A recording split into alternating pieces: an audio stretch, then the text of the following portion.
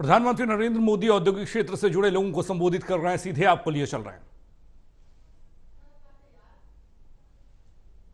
इतनी बड़ी योजना है, इतने वेंडर्स की जरूरत है और सरकार एक एक घर को 75,000 रुपया देने वाली है।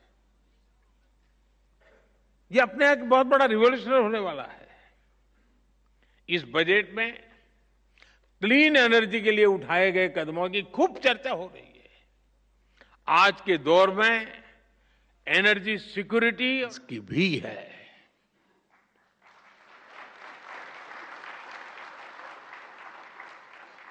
मैं आपको एक उदाहरण देता हूं। अब जैसे कोई कमजोर व्यक्ति होता है जिसका वजन कम हो, लेकिन उसके शरीर में किसी बीमारी के कारण सूजन आए और पहले की तुलना में जरा कपड़े छोटे होने लग जाए, लेकिन क्या उसको हम हेल्दी कहेंगे? क्या तंदुरुस्त है ऐसा मानेंगे क्या? वो देखने में भले ही बहुत स्वस्थ लगे, लेकिन हकीकत में तो वो कमजोर होता ही है। 2014 से पहले के बजट का भी ऐसा ही हाल था। तब बजट में बड़ी बड़ी घोषणाएं इसलिए की जाती थी कि दिखाया जा सके कि अर्थव्यवस्था की सेहत अच्छी है। लेकिन सच्चाई ये थी कि बजट में जो घोषणाएं होती थी वो भी जमीन पर पूरी तरह नहीं उतर पाती थी। ये लोग इंफ्रास्ट्रक्चर के लिए तय की गई राशि को भी पूरी तरह खर्च नहीं कर पाते थे। जब घोषित करते थे तो हेडलाइन लेते थे,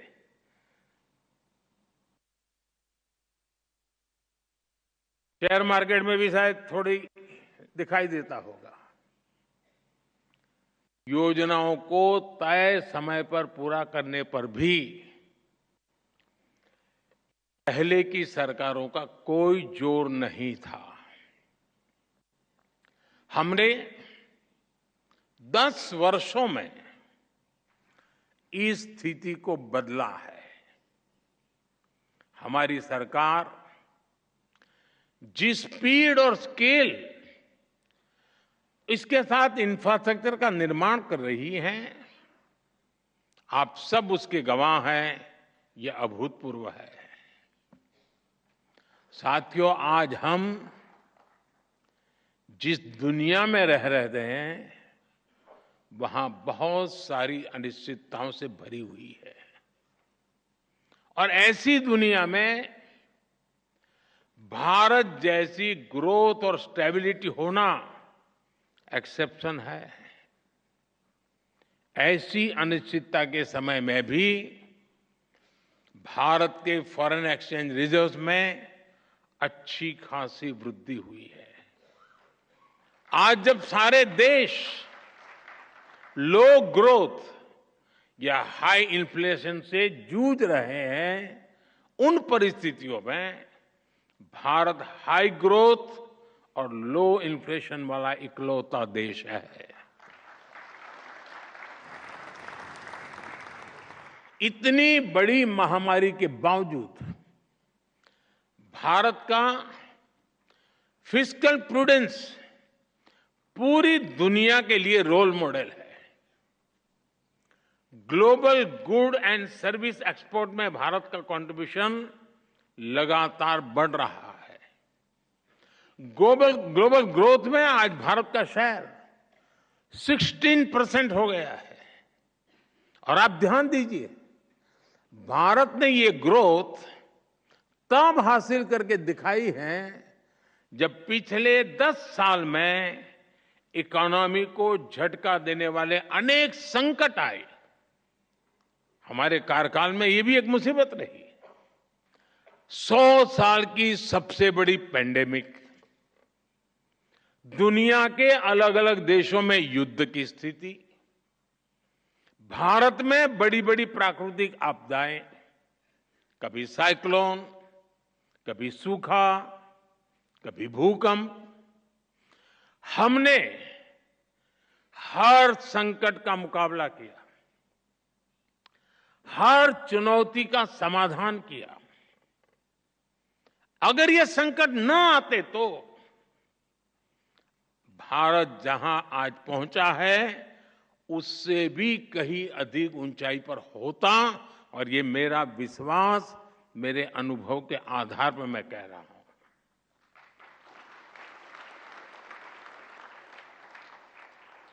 साथियों, आज देश विकसित भारत के संकल्प को लेकर चल रहा है। बीते 10 वर्षों में 25 करोड़ लोग गरीबी से बाहर निकले हैं। हम देश के नागरिकों की ईज ऑफ लिविंग पर फोकस कर रहे हैं। हम देश के नागरिकों की क्वालिटी ऑफ लाइफ पर फोकस कर रहे हैं।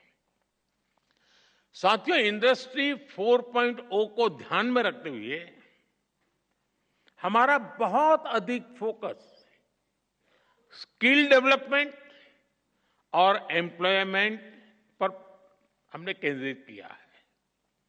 आज देश के युवाओं में एक मिजाज बना है कि अपने दम पर कुछ करके दिखाना है। इसमें मुद्रा योजना हो, स्टार्टअप इंडिया अभियान हो, स्टैंड अप इंडिया हो, युवाओं की बहुत मदद कर रही है। मुद्रा योजना से लगभग मदद लेकर के 8 करोड़ से ज्यादा साथियों ने पहली बार कोई बिजनेस शुरू किया है। देश में आज करीब 1,40,000 स्टार्टअप्स हैं और इनमें लाखों युवा काम कर रहे हैं, नए नए साहस कर रहे हैं। इस बजट में भी जिस 2 लाख करोड़ रुपए के पीएम पैकेज की घोषणा हुई है, चारों तरफ उसकी वाहवाही हो रही है, खूब प्रशंसा हो रही है। इसका सीधा लाभ 4 करोड़ से अधिक युवाओं को मिलने का। ये पीएम पैकेज होलिस्टिक और कॉम्प्रिहेंसिव है। ये टुकड़ों में नहीं है, ये इंटरलिंक है, एंड टू एंड एक सॉल्यूशन है। इसका विजन स्पष्ट है। भारत की मैन पावर ग्लोबली कॉम्पिटिटिव हो, भारत का प्रोडक्ट ग्लोबली कॉम्पिटिटिव हो, और सिर्फ क्वालिटी नहीं बल्कि वैल्यू की दृष्टि से भी वो कॉम्पिटिटिव हो।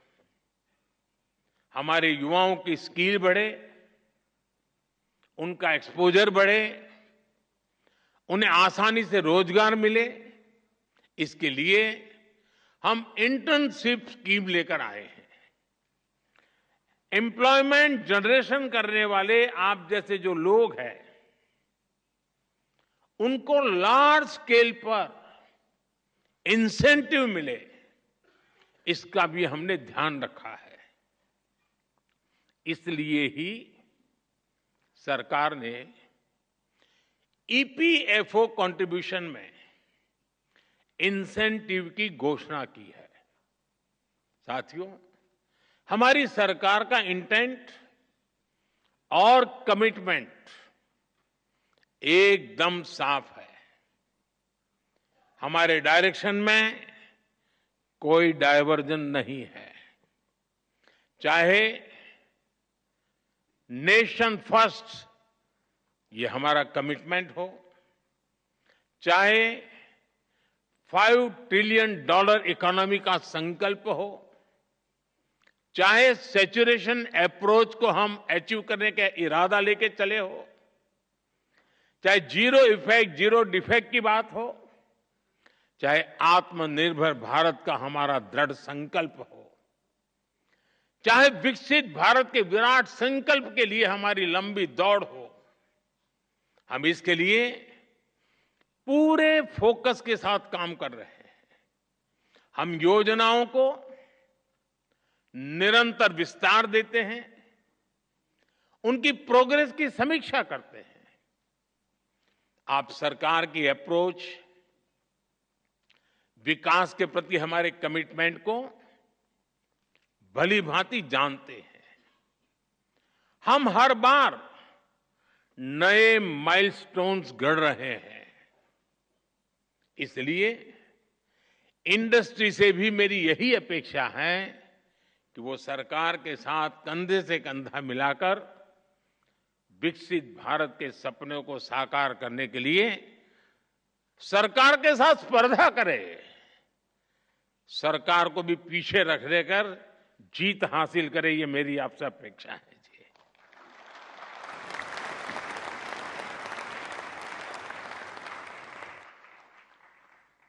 पीएम पैकेज की घोषणाएं,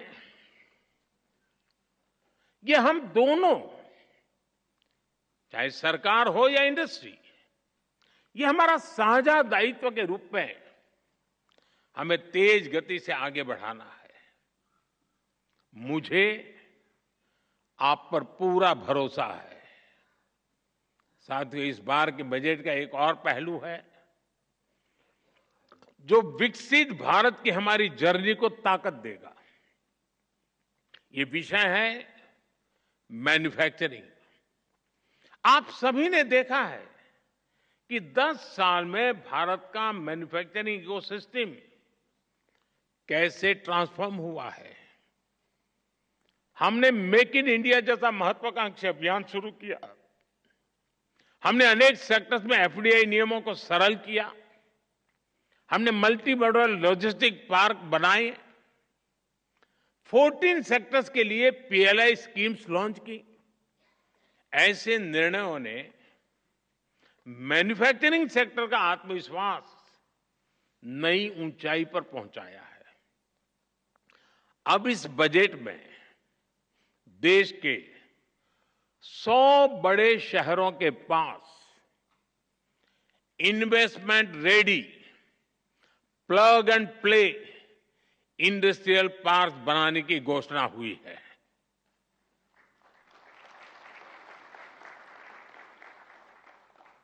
ये 100 शहर विकसित भारत के नए ग्रोथ हब बनेंगे।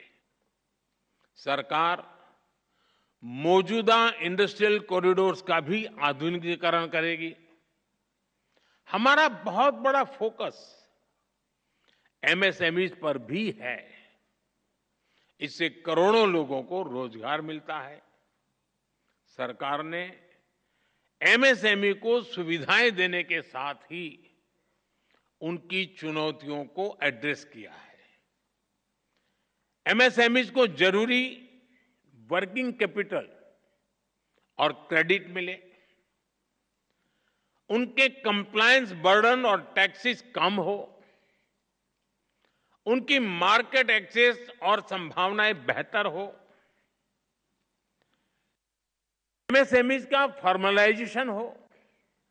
इसके लिए 2014 से ही हमने लगातार काम किया है। इस बजट में भी एमएसएमई के लिए नई क्रेडिट गारंटी स्कीम लॉन्च की गई है। साथियों, जब बजट आता है तो उसके बाद अक्सर चर्चा कुछ प्रमुख बातों के इर्द गिर्द ही सिमट जाती है और ज्यादातर तत्कालीन चर्चा मीडिया ड्रिवन होती है और वो भी एजेंडा के तहत ड्रिवन होती है। जब शांत वातावरण होता है तब जाकर के स्थितियां की तरफ नजर गहराई से जाती है। कई बार संबंधित इंडस्ट्री या फिर एक्सपोर्ट्स वे भी थोड़ा बहुत उनका ध्यान जाता है, उसकी बात करते भी है। लेकिन बजट की ऐसी बातें मुझे लगता है कि हर क्षेत्र में बार बार दोहराना जरूरी है। माइक्रो लेवल पर भी उसका एनालिसिस जरूरी है। अब जैसे बजट में न्यूक्लियर